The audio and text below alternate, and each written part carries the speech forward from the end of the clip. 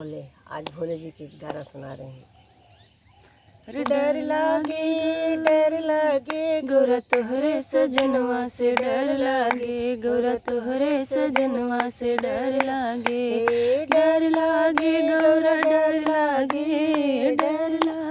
गौरा डर लागे गौरा तोहरे सजनवा से डर लागे गौरा तोहरे सजनवा से डर लागे कोठा अटारी शिव के मनहु न भावे कोठा अटारी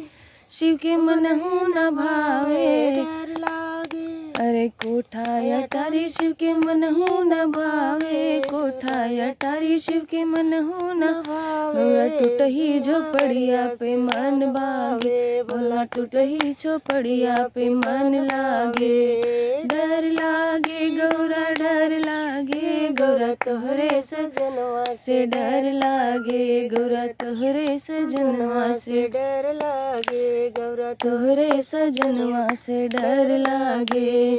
हाथियो घोड़ा शिव के मनहु न भावे हाथियो घोड़ा शिव के मनहु न भावे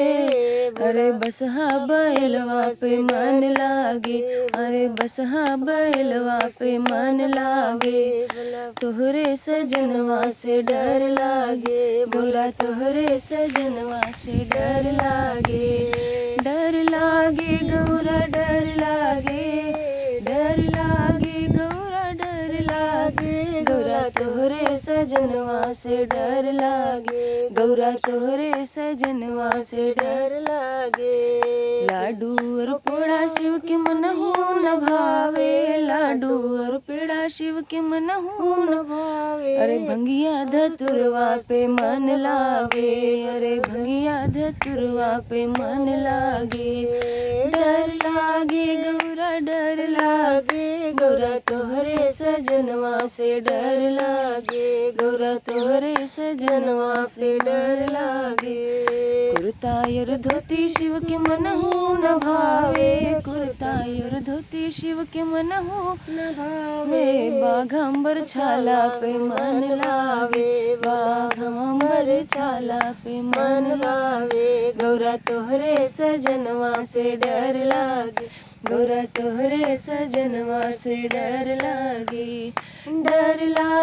गौरा डर लागे गौरा तोहरे सजनवा से डर लागे गौरा तोहरे सजनवा से डर लागे तोहरे सजनवा से डर लागे ढोलक मजीरा इनके मनहु न भावे ढोलक मजीरा इनके मनहु न भावे अरे डम डम डमरुआ पे मन लागे अरे डम डम डमरुआ पे मन भावे गौरा तोहरे सजनवा से डर लागे गौरा तोहरे सजनवा से डर लागे गौरा डर लागे गौरा डर लागे गौरा तोहरे सजनवा से डर लागे गौरा तोहरे सजनवा से डर लागे।